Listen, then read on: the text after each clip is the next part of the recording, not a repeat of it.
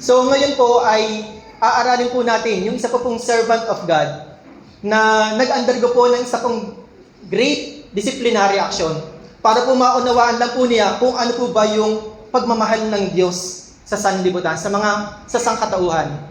So kung ng mga year 2000, so meron pong sikat po na movie na Runaway Bride. So nakakaalam ba nun? Si nanay, yata, napanood. So yung mga nakapanood ng Runaway Bride, so si Julia Roberts at ang artista doon. So dito po sa Bible po, meron din po tinatawag na runaway prophet. At yun po yung atin pong pag-uusapan po sa araw po na ito, sa umaga pong ito, na pinamagatan ko pong run away to God.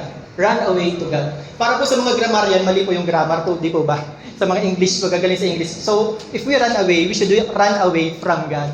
Pero, yan po yung tinitle ko, run away to God, dahil kahit po ano pong gawin po nating takbo papalayo sa Diyos, wala po tayong ibang susuutan, wala po tayong ibang pupuntahan, kundi ang end point po ng lahat ng bagay, Diyos po ang kahahantungan po natin. So, matter how much we run away, tumatakbo lang po tayo, papunta po sa Diyos. We are just running away to God. Amen? So, whether you obey, whether you disobey, lahat po yan, mag-e-end lang doon po yan sa Diyos. Okay po. So, naintindihan po bakit po ganyan ang title. So, mali po yung grammar po niya. So, ngayon pong umaga, mauunawaan po natin sa nakalagay po dyan, ang aaralin po natin is the Book of Jonah. So, wala pong verse po yan dahil buong book po ng Jonah yung atin pong aaralin. Kaya po ito po yung magtitake po ng mga 4 hours para po matapos. So, we will learn from the Book of Jonah. Siya po isa pong minor prophet with a major mission. Minor prophet kasi hindi naman siya, ilang chapter lang yan, 4 chapters lang yung Book of Jonah. Napakaigsi lang. At hindi siya masyadong nabanggit sa Biblia, pero siya po ay may major mission. Sige po, basahin po natin po sa Jonah chapter 1. Makikiflash na lang po, wala po dyan sa aking slide. So sabi po dito, ang aklat na ito ni Yahweh, babasahin po natin from 1 to 17 para po sa kapakanan po ito ng mga taong hindi nagbabasa ng Biblia sa kanilang tahanan. So at least po, twice a year lang po siguro ako tumatayo po dito, at least twice a year makapagbasa po kayo ng Biblia. Amen po. So sabasahin po natin from Jonas verse 1. Ang aklat na ito ay naglalaman ng mensahe ni Yahweh sa pamamagitan ni Jonas na anak ni Amittai. Bibilis ako pagbabasa. Isang araw, sinabi sa kanya ni Yahweh, pumunta ka sa Ninive na isang malaking lungsod at sabihin mo sa mga taga roon, umabot sa aking kaalaman ang kanilang kasalanan. Sa halip na sumunod, ipinasya ni Jonas na takasan si Yahweh. Nagtungo siya sa Joppa at doon ay nakatagpo ng isang barkong patungong Tarsis. Pagkatapos na magbayad ng pamasahe, sumakay siya sa barko. Siguro naman alam natin itong kwento na ito, siguro babasahin pa rin po natin. Sumakay siya ng barko upang maglakbay kasama ang iba pang pasahero patungong Tarsis. Sa ganitong paraan ay inakala niyang makakatakas siya kay Yahweh. Ngunit, nang sila'y nasa laot na, nagpadala si Yahweh ng isang malakas na bagyo, kaya halos mawasak ang barko. Dahil dito, labis na natakot ang mga tripulante, kaya sila'y lahat ay humingi ng tulong sa kanilang Diyos. Kasi mga hintil po, mga kaibigan po yung kanilang gods. Pagkatapos, inihulog nila sa dagat ng mga kargamento, yung mga gamit nila tinakot na sa dagat, para dumaan ang sasakyan. Samantala si Jonas naman ay mahimbing na natutulog sa isang sulok sa ibabang palapag ng barko. Sa verse 6, nakita siya ng kapitan at ginising, anong nagagawa mo pang matulog? Bumangon ka't manalangin sa iyong Diyos. Baka sakaling kaawaan niya tayo at iligtas sa kamatayan. Sa verse 7, nag-usap-usap ang mga tripulanton. Magpalabunutan tayo para malaman natin kung sino ang dahilan ng lahat ng ito. Gayon nga ang kanilang ginawa at nabunot ang pangalan ni Jonas. Si Jonas po nabunot. Sa verse 8 po, sabi po dyan, kaya siya ay pinausap nila. Sabihin mo sa amin kung sino ang dapat sisihin sa nangyari nito. Anong ginagawa mo rito? Saang bansa ka galing? Taga saan ka at anong lahi mo? Sumagot si Jonas, ako ay isang Hebreo at sumasamba ako kay Yahweh, ang Diyos ng kalangitan na lumikha ng dagat at ng lupa. Sinabi ni Jonas na tinatakasan niya si Yahweh, nakadamas na matinding takot ang mga nakarinig, kaya sila ay sinabi nila kay Jonas, napakalaking kasalanan ang ginawa mo. Lalong lumakas ang bagyo, kaya tinanong nila si Jonas, ano ang dapat namin gawin para pumayapa ang dagat? Ihagis ninyo ako, sabi ni Jonas. So inamin na ni Jonas na siya yung may kasalanan. Ihagis niyo ako sa dagat at papayapa ito. Alam kong ako ang dahilan kaya nagkaroon ng ganitong kalakas na bagyo, sagot niya. Malapit na po matapos, gayon pa man, sinikap ng mga tripulante na tabi ang barko, ngunit wala silang magawa sapagkat lalong lumakas ang bagyo. Kaya nanalangin sila kay Yahweh ng ganito, Yahweh, huwag mo pong kaming hayaang mamatay dahil sa gagawin namin sa taong ito. Huwag po ninyo kaming parusahan kung mamatay man ang taong ito. Kayo po, Yahweh, ang may pananagutan dito. Pagkasabi dito, binuhat nila si Jonas at inihagi sa dagat, agad namang pumayapa ang dagat. Dahil dito nagkaroon sila ng matinding takot kay Yahweh, kaya't sila'y nag-alay ng handog at nangakong maglilingkod sa Kanya. Sa utos ni Yahweh, nilamon, ito na po yung last verse, sa utos ni Yahweh, nilamon si Jonas ng dambuhalang isda at siya'y nanatili ng 3 araw at 3 gabi sa tiyan ito. Purihin po yung pagkabasa ng salita ng Diyos. Sige po. Amen. Glory to God. So naintindihan naman po siguro natin yung kwento. No? Tagagalo po yung ginamit ko para maintindihan po ng lahat. Hindi pa ako gumamit ng English dyan sa ating verse para naunawaan natin dahil mga Pilipino po tayong lahat. So, nakita po natin yung pong pangyayari po ng ito. Dahil sa disobedience ng isang tao na pinadala ng Diyos, ng propeta ng Diyos, ganito po yung nangyari.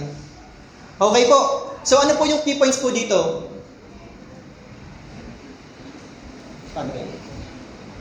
Yan. Okay. So, ano po yung key points po dito? So, ang Nineveh, siya po yung capital city ng ancient Assyrian Empire. So, nakalocate po ito dyan po sa may bahagi po dito. Hindi ko magana. Ayun, hindi pala makita.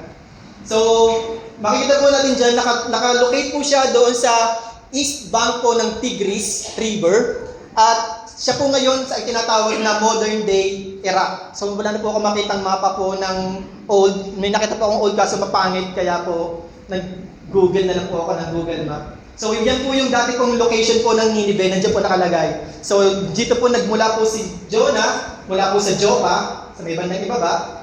Tapos pinapupunta siya ng Diyos, papunta po ng Nineveh, which is 550 miles away mula po sa Joppa. Pero ano pong ginawa po ni Jonas? Ayaw niya sumunod sa Panginoon. Ang ginawa niya, instead na mag-travel siya eastward, nag-travel siya westward, papunta po ng Tarshish. Ang Tarshish po ay 2,500 miles away from Joppa.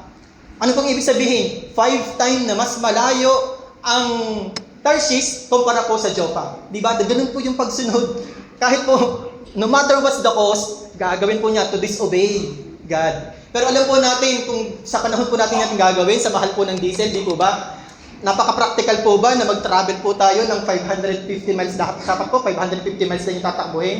Mas practical ba na magtumakbo tayo ng 2,500 miles?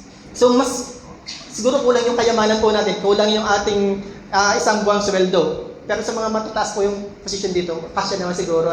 Pero doon po sa normal na kulang po yung isang buwan po nating sweldo, pamasahe papunta po ng Tarshish, yung gasolina po natin papuntang Tarshish.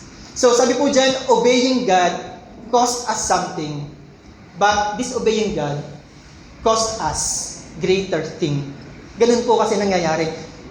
Kung tutusin po, dapat po sumunod na lang po tayo. Kasi kapag hindi po tayo sumunod, mas malaki po yung magiging kawalan at kalugihan po ng bawat isa sa atin. So both obedience and disobedience cost us something. So sumunod man po tayo at sumuway, parehas pong may sacrifice. Parehas po tayong mahihirapan. Pero which cost are we willing to pay? The cost of obedience or the cost of disobedience? So, kapag sumuway po tayo, naapektuhan po yung mga kasama po natin sa barko. Balikan po natin yung chapter 1 verse 4 to 5. Di po ba? Dumating po yung sa Jonas 1, 4 to 5. Sabi po dyan, dumating po yung bagyo. At yung po mga kasama po doon at halos mawasak na yung barko. Doon sa verse 5 po, sabi po dyan, dahil dito natakot yung mga tripulante.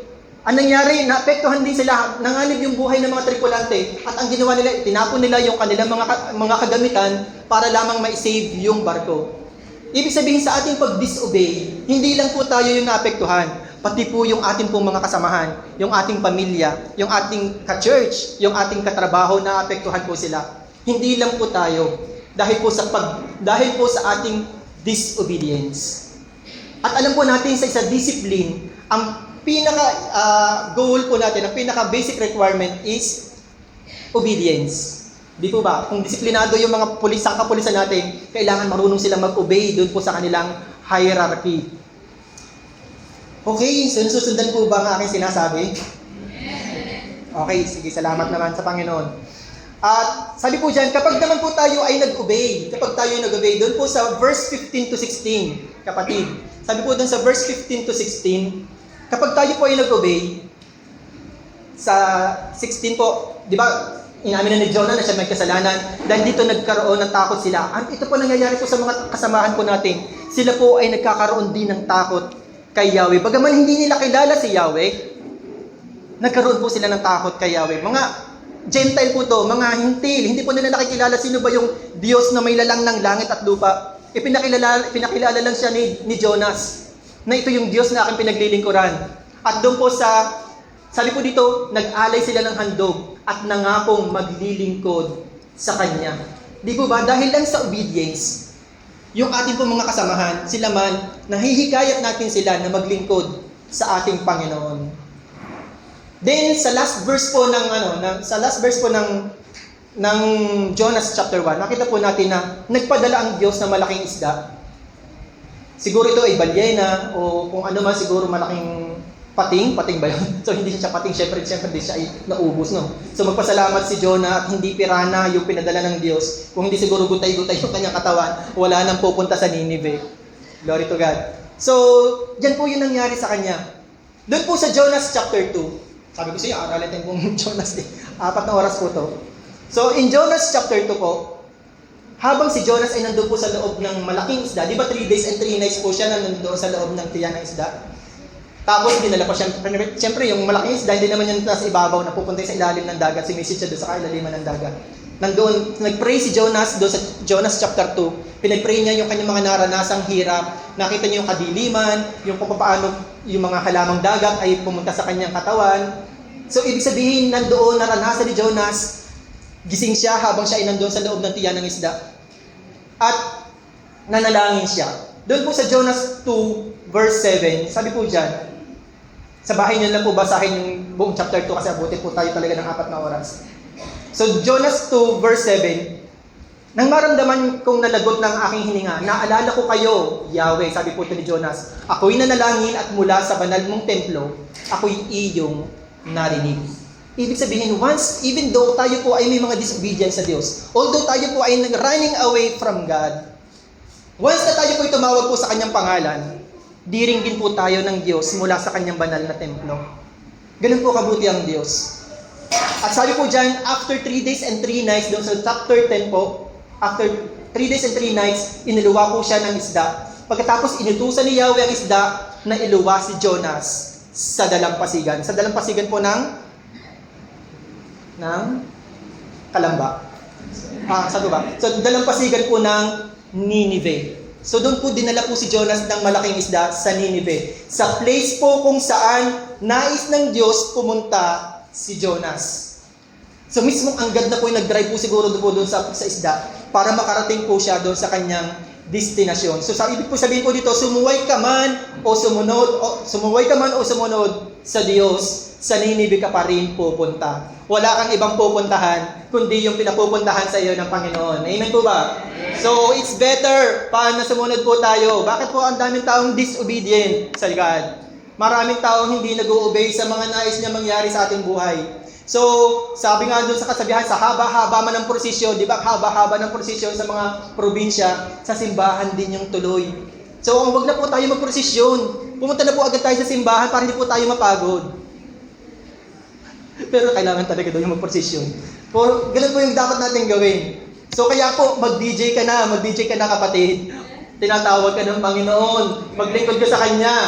Huwag na patumpik-tumpik pa. Ito na yung panahon para tayo magpagamit sa Panginoon. So, we are called to serve God in a higher level of His calling. Amen po. So may 2 ways po. Sabi po sa ating inaral, may 2 ways po papunta sa Nineveh. Paano? Mula sa Joppa, pumunta tayo sa Nineveh. Ang pangalawang way, paano pa pumunta ng Nineveh? Pumunta ng Tarshish, sumaway sa God. Pumunta po tayo ng Tarshish. Makakaranas po tayo ng bagyo. Itatapon po tayo sa dagat. Kakainin po tayo ng malaking isda. Ipapapuntahin po tayo sa ilaliman ng dagat. Pagkatapos iluluwaling lang pala tayo doon sa Nineveh. So dalawa pong way ang papunta po sa Nineveh. Nasa inyo na po kung alin pong way ang gusto niyo pong sundin. Alin po? Way 1 o way 2? Way 1 daw. Pero sa totoo po, hindi po tayo sumusunod sa way 1. Ang gusto po natin ay way 2. So dalawa po ang choice po natin, sumunod po tayo sa tawag ng Diyos o sumuway po sa kanyang pinapagawa po sa atin. Maranasan po natin yung iba't iba pong mga pagsubok sa buhay. Maranasan yung punishment doon po sa mga kasalanan ng ating nakukumit. Hanggang sa labunin po tayo ng maling sistema ng mundo po na ito. Hanggang tayo po ay magumon sa maling sistema ng ating mundo. Then to realize one day, nasa Diyos din lang pala tayo babalik. Bakit pa natin pinili yung wrong way? Bakit pa nag-disobey tayo sa God? May paraan naman ang Diyos. Mag-obey ka na lang sa akin. Napakadali. 550 miles lang papuntang Nineveh. Huwag mo nang piliin ang Tarshish, which is 2,500 miles. So, remember this. You can run away from God, but you cannot outrun God. Hindi po natin ma-overtake ang God. Mas mabilis tumakbo ang Diyos. So, tumakbo man tayo ng tumakbo papalayo sa Diyos. Nandun agad ang Diyos sa harapan mo. So, we are just running away to God. Hindi, you cannot run away from God. He overtakes you no matter how hard you try. So sa bawat pagsuway po natin at pag-iwas po sa Diyos, lagi po siya nandoon sa dulo. Lagi po siya nandoon sa hangganan. Amen po ba? Amen. Kasi lahat po yan, lahat po ng tao na sumuway sa Diyos, lagi lang din silang luluhod sa harapan ng God. Wala naman sila ibang pupuntahan, lang pupunta sila kay Satan, di ba? Pupunta lang din po sila, lalapit din lang po sila sa Diyos. Amen. Dito na po tayo sa ating next slide. Sabi po dyan sa ating next slide. Sa Jonah chapter 3, sa chapter 3 tayo patapos na, di ba? Jonah chapter 3, sabi po dyan, Then the word of the Lord came to Jonah second time. Pansinin po natin, the word of the Lord came to Jonah a second time. So pangalawang beses, tinawag muli si Jonah sa pangalawang pagkakataon. Dahil God is a God of second chance. Although nag-fail tayo the first time, nag-fail tayo the second time, the third time, the fourth time, nandun pa rin ang Diyos patuloy at patuloy po niya tayong tatawagin. Papalapit po sa Kanya. Kahit nagkamali po tayo, sumuway po tayo, lumayo, if we repent, God will forgive. So same po yung kina Peter, alam na po natin si Peter, although tinatuwa niya si Jesus, naging great apostle pa rin po siya nang nag-kneel down siya. Si Abraham, si Moses, si David, na mga nagkamali sila, pero sila yung mga naging great men of God. Yung pong prodigal son, although kinuha na niya yung kanyang kayamanan, itinakwil yung kanyang pamilya, iniwan, pero nung nag-repent siya at bumalik, tinanggap pa rin siya ng kanyang ama sa kanyang tahanan. So ganun din po ang ating Diyos. He is more willing to accept us, no matter tayo po ay lumayo po sa Kanya. So, hindi po tumawag ang Diyos ng ibang propeta. Ang tinawag lang po niya ay si Jonas. Dahil di ba ayaw ni Jonas, hindi pa rin tumuko ang Diyos. Si Jonas pa rin yung tinawag niya. Muli niyang tinawag si Jonas. Same with you po. God is calling you once again. He is waiting for you. Manumbalik po tayo sa Panginoon. So dyan po sa Jonah chapter 3 verse 2, Go to the great city of Nineveh and proclaim to it the message I give you. So yan po yung pinapagawa sa kanya ng Panginoon. Ang pumunta po sa Nineveh. Ang Nineveh po ay isa pong large city po that time. Isa po sa pagan city, which is least likely to receive revival. So ano bang ibig sabihin niyan? Sa ating pong panahon siguro po, ano po ba dito mga Muslim? Wala naman po siguro. So, para po siyang Muslim nation. At hindi lang siya basta Muslim nation. Siya po ay parang sa ating kapanahonan, siya po yung mga ISIS. Pumapatay, pinuputulan ng ulo yung kanilang mga nabibihag, yung mga Kristiyano, minamurder nila, binabalatan ng buhay. Yan po yung mga nataga Nineveh. Hindi natatakot si Jonah na pumunta po sa Nineveh dahil ganun sila, kundi ayaw talaga ni Jonah pumunta sa Nineveh dahil deserve nila. Sabi ni Jonah, deserve ninyong parusahan kayo ng Diyos dahil sa ginawa niyo sa mga propeta ng Diyos ng Israel. Pero bakit? So itong mga cruel people po na ito, bakit sila pa yung nakareceive po ng revival mula sa Panginoon?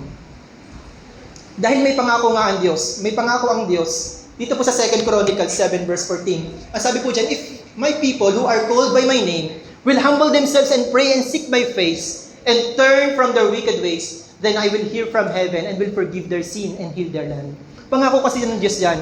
Kapag yung mga tao po na tinawag ng Diyos sa kanyang pangalan ay magpapakumbaba mananalangin, hahanapin ang mukha ng Diyos.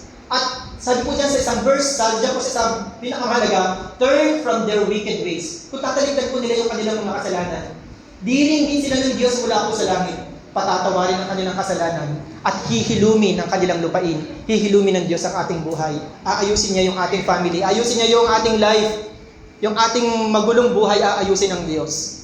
Sapagkat pangako niya yan sa mga taong tinawag sa kanyang pangalan na tatalikod sa kanilang mga kasalanan.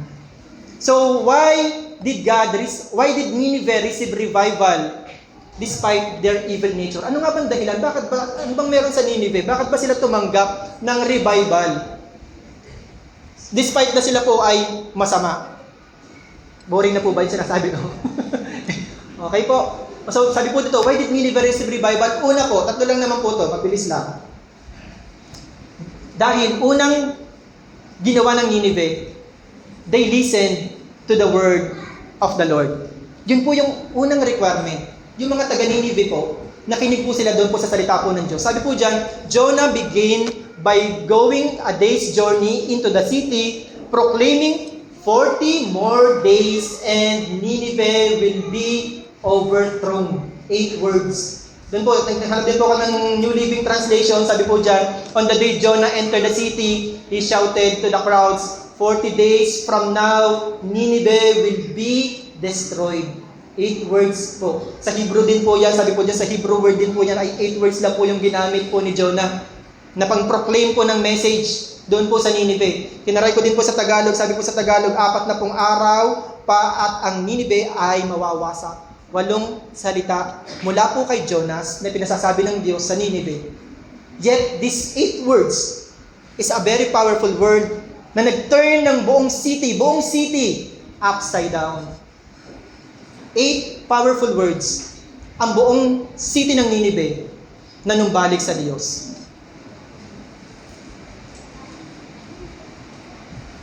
So, they listened to the message of Jonah.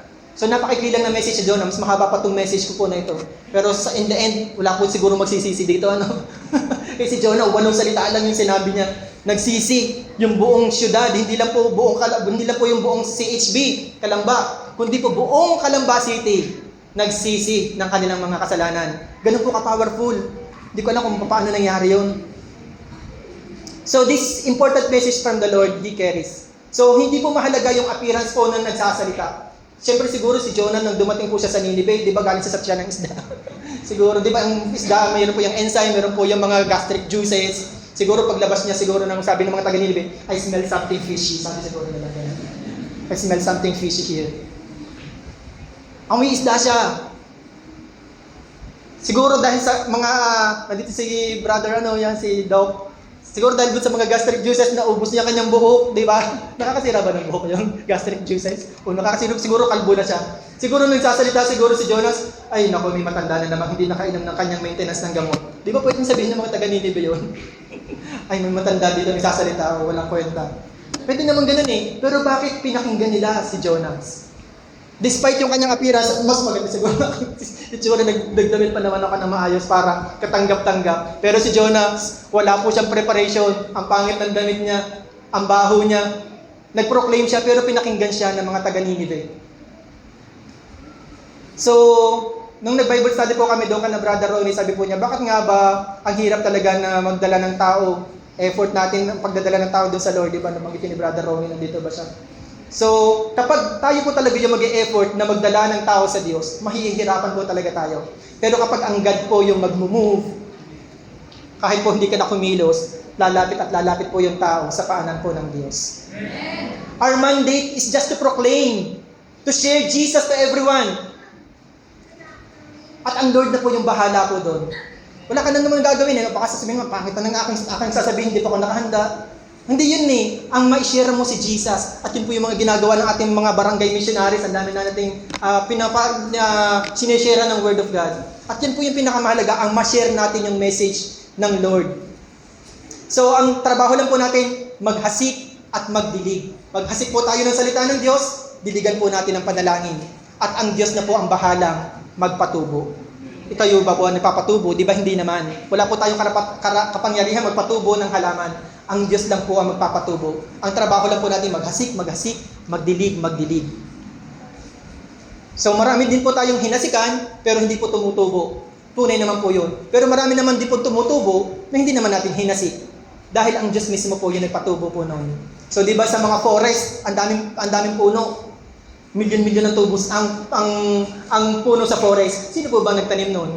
May tao bang nagtanim ng mga puno sa forest? Di po ba wala? Diyos ang nagtanim ng mga puno, ng mga dito po sa forest. So ginamit po niya yung nature. Ginamit niya po yung mga birds, animals, yung rivers. Ginamit niya para lamang makapagtanim ng maraming puno. So God uses social media. Kahit nga po yung tarpaulin po natin dyan dati noon, di ba may tarpaulin po tayo dyan. Nakalagay, Jesus Lord, worship service, 9:30, gano'n, nakalagay. Tapos nagtanong ko dito, kapatid, paano ka napunta dito? Bakit may first timer nagpunta? Ay, nabasa ko po kasi yung tarpaulin po doon, na may service daw po pala dito. Ibig sabihin, dahil kasi ayaw po nating mag-invite ng mga bagong tao na pupunta po dito, tarpaulin na po yung nag-invite para po may pumasok po dito sa loob po ng church po natin. So mas mabuti pa po yung tarpaulin, may nadadala sa Panginoon. Pero tayo, wala. Yung aso po, nakita ko po may nakapudong aso. Aso po yung umupo na sa upuan. Kasi wala na tayo mapaupo di ba? Aso na po yung papaupuin po natin sa mga susunod na araw po dyan sa mga bakanting upuan. Salamat kapatid sa pagdadala ng aso. Ma-inspire po yung ating mga kapatiran na lagi ng tao, hindi aso yung nakaupo dyan sa upuan na yan. So yung rin din po, last 2 weeks ago, meron po mga taga-Rizal po dyan na dumating. Sabi ko, bakit po kayo napunta po dito? Nag-google po kami kung saan may malapit na church. Ibig sabihin, ginagamit ng Diyos yung media para lamang mailapit yung tao sa Kanya. Kasi hindi na niya magamit yung mga Kristiyano. Hindi na po niya tayo magamit, wala na nag-i-invite. So gagamitin na lang ng Diyos yung mga bagay-bagay. Siguro mamaya mga aso na yung hihila sa mga tao, mga amo nila. Di ba dami dyan nagpapalakad ng aso? Siguro dala-dala siguro sa church. Dito ka sa church. Aso na po yung hihila po ng tao papunta po dito. Kasi ayaw po natin kumilos. So kapag anniversary po natin, ang dami po natin preparation, inihanda natin yung magandang lugar, magandang ambience, sino yung magandang sound speaker, maganda yung mga LED sa likod, di ba? Ang ganda ng preparation. Tapos, hanap tayo sino yung best speaker na magsasalita para maraming mag-repent, maraming tumanggap sa Panginoon. Ang dami naman first timer, umabot ng 300. Pero next week, bumalik siguro 10, 20. Tapos, ilan na po dito yung natira? 1, 2. Meron ba? So, ganun. Dahil po, pero po yung ginawa po ni Jonas, hindi po siya naghanda, wala siyang preparation. Gumamit lang siya ng 8 words. Pero yung whole city, nag-repent. Dahil ang Diyos po ang nag-move. Kasi napakahalaga po, Diyos po yung manguna sa bawat bagay na ating gagawin. Okay. Sige po. Mahaba pa ang oras. Sige, mahaba pa yung oras natin. Meron pa akong 3 hours.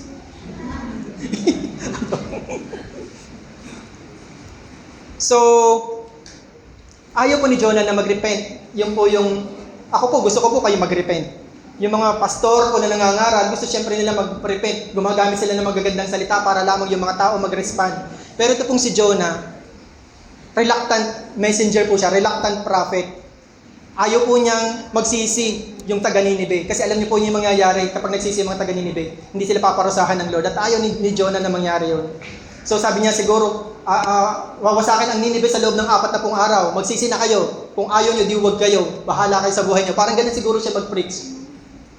Pero tayo po, gumagamit pa tayo ng enticing words para lamang ang tao ay lumapit sa Diyos.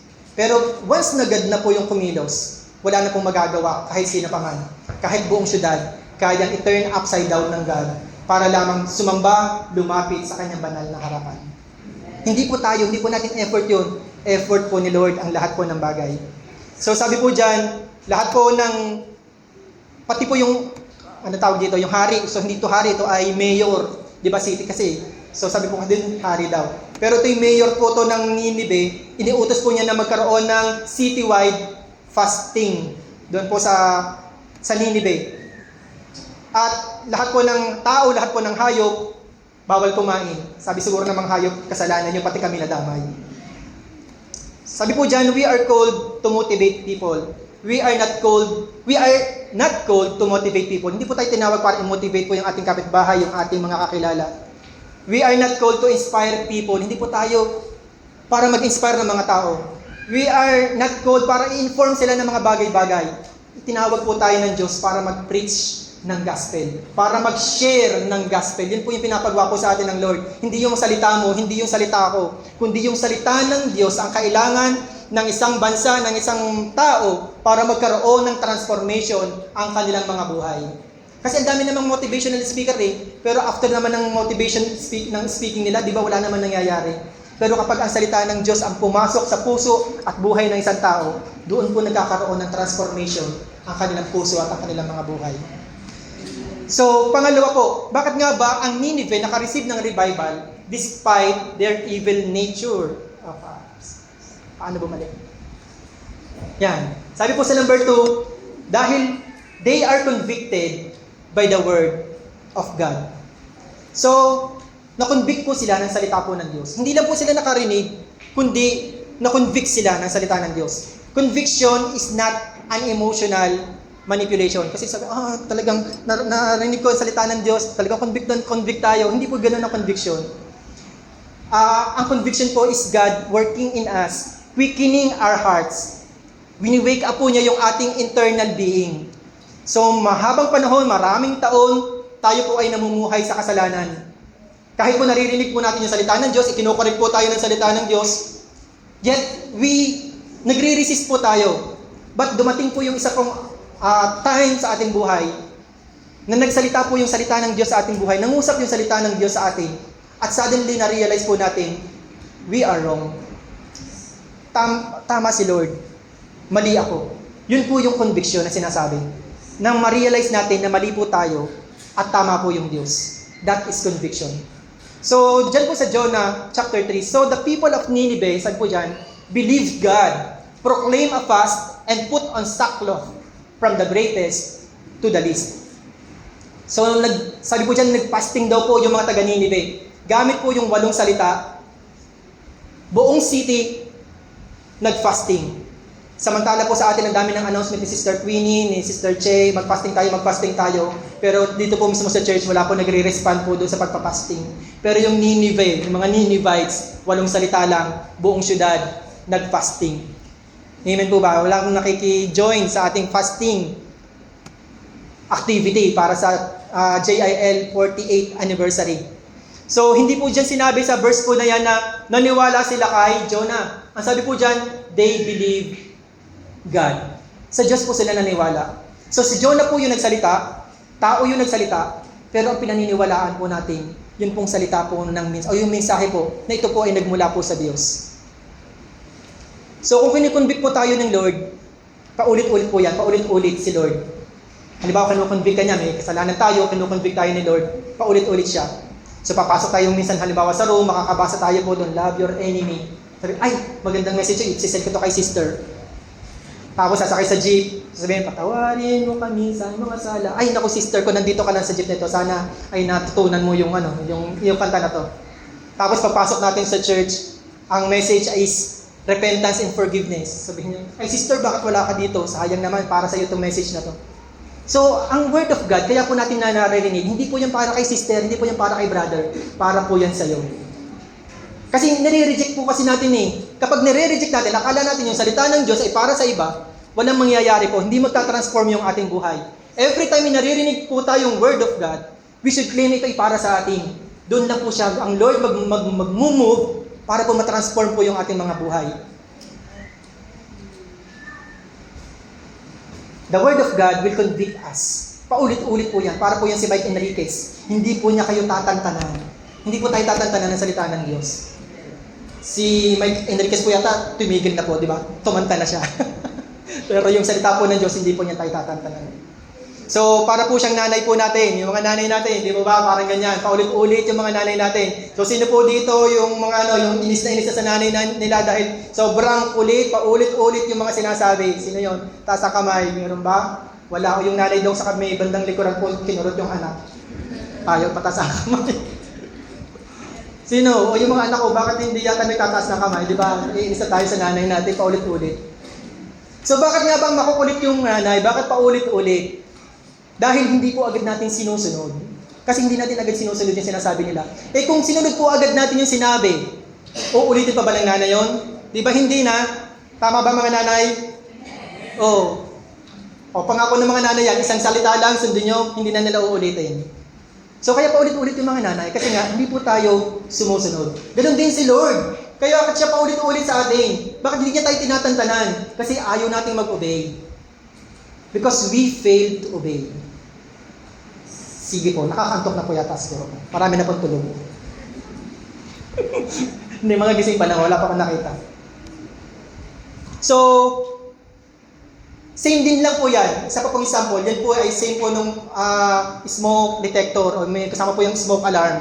So yung smoke alarm po, yan po ay nagde-detect po ng smoke. Meron po ng smoke detector. Kapag may na-detect na smoke, mag-a-alarm. So doon sa company po namin, di ba sa company, nakaranas na ba ng fire drill doon? Di ba man, ang sakit sa tenga ng fire drill kapag nagpa-fire drill. Yung para pong mayroong 1,000 kuliglig na nandiyan na nag-a-alarm. Yung ano, hindi na po kasi bell ang ginagamit. Parang mas high-tech na kagamitan yung sound na sobrang sakit sa tenga kapag narinig mo.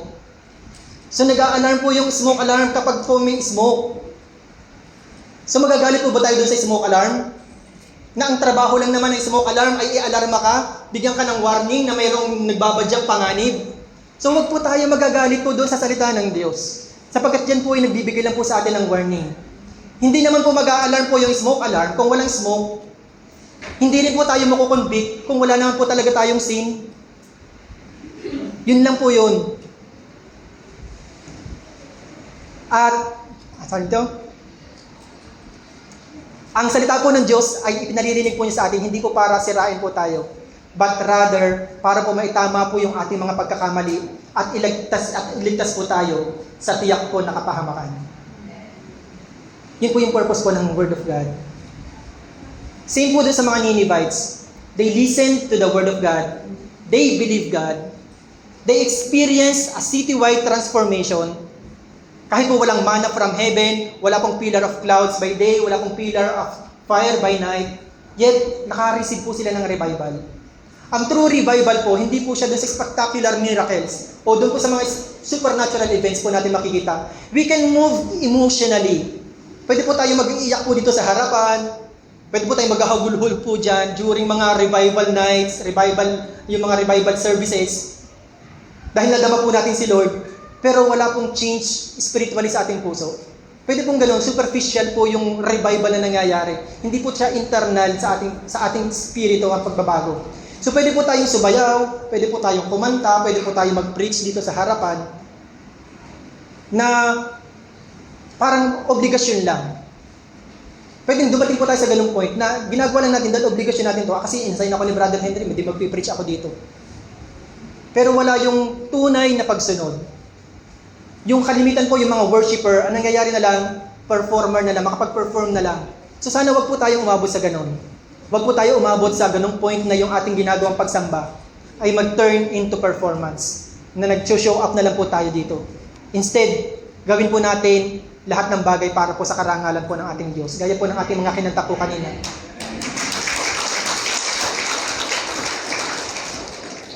So sabi po dito, true revival is true genuine change of heart. It is turning back to God. Yun po yung tunay na revival. Hindi po yung kung ano-ano pang mangyayari sa atin. Kahit pa po manginginig po tayo dito na tayo po ay napupuspos ng Espiritu Santo. Hindi po yan ang revival. Ang revival po kapag katapos po na tayo puspusin ng Santong Espiritu, na bago po yung ating buhay, napalitan po yung ating mind. Yun po yung hinahanap po sa atin. So bakit nga ba nangyari ang revival po sa Nineveh? So dito po sa pangatlo, at ito po yung last, o di ba? Inabot po tayo ng 4 na oras. So bakit nga ba nangyari ang revival sa Nineveh? Hindi po ito dahil nakinig po sila sa salita ng Diyos. So yun po ay start pa lang yung pakikinig ng salita ng Diyos. So hindi po ito dahil sila po ay na-convict ng salita ng Diyos. Yun po yung response kapag tayo po ay nakarinig ng salita po ng Diyos. Hindi po dahil nag-fasting po sila, nagsuot po sila ng sako, o magkakaroon po ng revival. Ang mga ito po ay prerequisite lamang para sa tunay na revival. Nagkaroon po ng revival sa Nineveh, sabi po dyan sa number 3, because they repented from their sins. So dyan na rin po sinabi ko po kanina. Kailangan po para magkaroon ng true revival, magkaroon po ng true and genuine repentance mula po sa ating mga puso. Sabi po dyan sa Jonah 3:10, When God saw what they did and how they turned from their evil ways, He relented and did not bring on them the destruction He had threatened. Sa Tagalog po, para sa mga hindi nakaintindi, nakita, pero alam ko naman naintindihan niyo lahat. Nakita ng Diyos ang kanilang ginawa. So nakita daw po ng Diyos ang ginawa nila. At kung paano nila tinalikuran ang kanilang masamang pamumuhay. Yan po yung nakita ng Diyos. Tinalikuran ng mga Ninevites ang kanilang masamang pamumuhay. Kaya nagbago ang kanyang isipan at hindi na niya nilipol ang taga-Ninive, gaya ng sinabi niya noon. So ganun pala ang requirement. Paano magkaroon ng revival? Paano mabago yung isipan at puso ng Diyos sa pamamagitan ng ating pagsisisi, ng tutuhanan sa ating mga kasalanan. So, makikita natin dito, yung pinakamahalagang ginawa ng Ninevites, they turned from their evil ways. So, ang repentance ang pinakamahalaga. Ang repentance, galing po siya doon sa Greek word na metanoia. Metanoia. So, ibig sabihin ng meta, yung change, at yung noia is mind. So, ito po ay change of mind. Yun po yung repentance. Kailangan po mabago po yung ating isipan. Kung tayo po ay lumalakad pa kaliwa, kailangan baguhin po natin yung ating isipan, lumakad po tayo pa kanan. Kung tayo po ay bumababa, kailangan tayo po ay tumaas. Yun po ang ibig sabihin ng repentance. Change of mind. So, isang example po niyan ng repentance. Halimbawa po tayo po ay nagdadrive, yung mga nagdadrive po dito, at yung atin pong dulo ay bangin. So, nagdadrive ka, bangin pala yung pupuntahan mo, so walang pakialam po yung sasakyan doon po sa takot mo. Sasabihin mo, natatakot ako, humahagulhol ka na, dinadagukan mo yung dibdib mo, ay mahuhulog ako sa bangin, mahuhulog ako sa bangin. So, kahit ano pang gawin mo dyan, pag-iiyak, paglulupasay, hindi dito maililigtas yung iyong buhay. Kahit pa ano pang gawin mo pang sa iyong pananalangin, walang mangyayari. Mahuhulog ka pa rin sa bangin. Ang kailangan gawin mo, ipihit mo yung manubela. Kailangan mong baguhin ang direksyon ng iyong pagtakbo. Itigil at ibaguhin ang takbo ng iyong sasakyan. At tumakbo ka sa kabilang bahagi para hindi ka mahulog sa bangin. So yun po yung repentance. That is the true repentance. Hindi po lahat ng, sabi po dito, umiiyak o nagre-repent. Hindi lahat na may pagluhod at pagdagok ng kanilang dibdib ay nagsisisi. Ang tunay po na nagsisisi, yun pong tao po na binabago yung takbo ng kanyang buhay. Yung taong tinatalikuran ang kanyang kasalanan at lumalakad po pabalik sa kanyang manilikha. So yun po yung tunay po na pagsisisi. So, all God wants is our obedience. Ang kailangan lang po ng Diyos sa atin, yung ating obedience. Gaya po ng kinanta po natin kanina. So, obedience is better than sacrifice, sabi ng Panginoon. So, if we are real disciples, kailangan maging disiplinado po tayo enough to obey the higher orders and commands na binibigay po sa atin. So, marami pong command ang Lord. Marami po siyang pinapagawa sa atin. Kailangan matutunan po natin i-obey po yung bawat isa po na ito. Amen po ba? So, tapos na po ako. Diba? Naka-meet po tayo ng time. So, sa atin pong conclusion, sabi po dyan, kailangan po tayong makinig. At maminister po tayo ng salita po ng Diyos. Hayaan po natin na yung banal na Espiritu ay kumilos sa atin.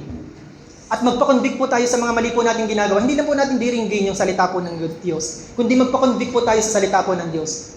At kapag narinig po natin ang kanyang salita, huwag po tayong magmatigas. Huwag po natin patigasin yung ating puso.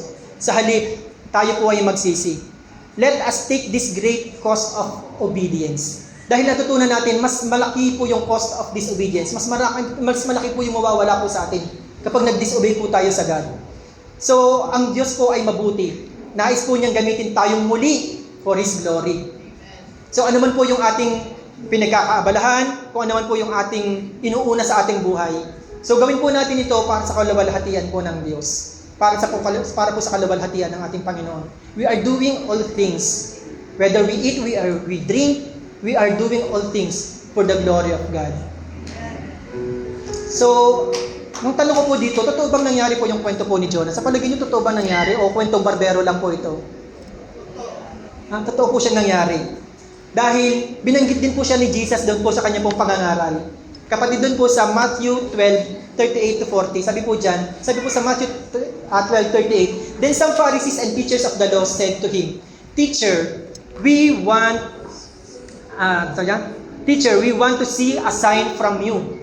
Sabi po ito ng mga Pariseo kay Jesus. Si Jesus answered, A wicked and adulterous generation ask for a sign, but none will be given it except the sign of prophet Jonah. Then sa verse 40 po, for Jonah was 3 days and 3 nights in the belly of a huge fish. So the Son of Man will be 3 days and 3 nights in the heart of the earth. So ibig sabihin, tunay po nangyari itong kasaysayan po ni Jonah. Hindi po ito kwentong barbero. Dahil mismo ang ating Panginoong Jesucristo, itinuro din po niya ito sa kanyang mga alagad. Itinuro po niya ito sa mga Pariseyo na umaaglahi sa kanya. Na walang ibibigay na tanda sa kanila, kundi yung tanda ni Propeta Jonas. Na kung paano si Propeta Jonah ay 3 araw at 3 gabi doon sa belly sa tiyan ng isda, sa pusod ng dagat. Magiging ganun din yung anak ng tao. Ang Messiah, magiging 3 days and 3 nights po siya doon sa heart of the earth. At siya po'y magre-resurrect. Itatapon po siya doon sa Ninive. Magre-resurrect si Jesus, mabubuhay siyang muli. Para po ma-save po yung mankind. Para ma-save ang Ninive ni Jonah. At para ma-save ni Jesus ang mankind. That will be the sign of Jesus that was given to the Pharisees. So totoo po yung sinabi po dito, na nung sinabi po ni Jesus na yung kanya pong mission is the sign of Jonah. It means that God is at work to save those who rebelled against Him. Lahat ng lumaban sa Diyos, maging ikaw man, pinatay mo yung mga Kristiyano, pumatay mo yung mga propeta, as long as magre-repent po tayo, tatanggapin po tayo ng Panginoon. Walang malaking kasalanan, walang maliit na kasalanan na hindi kayang patawarin ng Panginoon. Di po ba yan na rin po yung laging paulit-ulit po sa ating sinasabi, gabagaman yung ating kasalanan ay singlaki ng pinakamalaking barko dito po sa mundo. Yung pagpapatawad po ng Diyos, singlapad po siya ng karagatan. Ganun po ang pagpapatawad na iniaalok ng Panginoon. Masyadong malawak, masyadong malapad ang kanyang pagpapatawad.